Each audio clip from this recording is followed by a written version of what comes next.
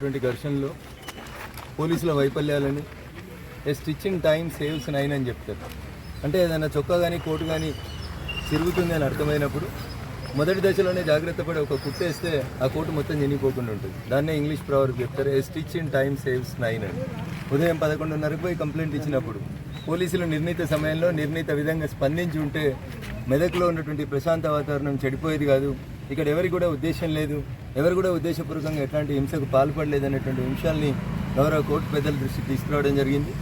మా ఇరుపక్షాల వాదనలు విన్న తర్వాత పిటిషన్ 21వ తారీఖు వాయిదా వేసినారు.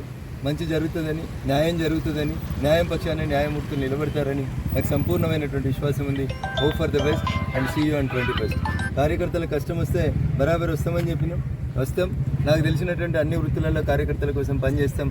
మా పార్టీ బలమే కార్యకర్తల బలం. కాబట్టి కార్యకర్త కోసం ఏ ఎక్స్టెంట్కి పోయడానికైనా నేను ఇవాళ ఎంపీ స్థానంలో ఉన్నట్టు అది కార్యకర్తలందరి కష్టంతో ఇంటికి వచ్చిన మెదక్ పట్టణ ప్రజలు, మెదక్ ప్రజలు ఇచ్చినటువంటి ఆశీస్సులతోటే ఇందాక వచ్చిన. కాబట్టి మా కార్యకర్త ఒకటి కష్టంలో ఉన్నారని తెలిసి అక్కడ ఈరోజు కేంద్ర పార్టీ ఆధ్వర్యం లోపల మా 8 మంది ఎంపీలకు సన్మానం ఉన్నా.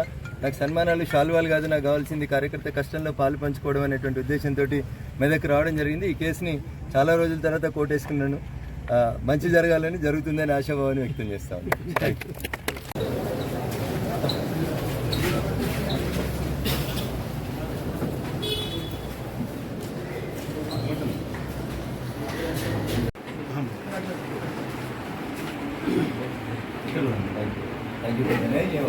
సీనియర్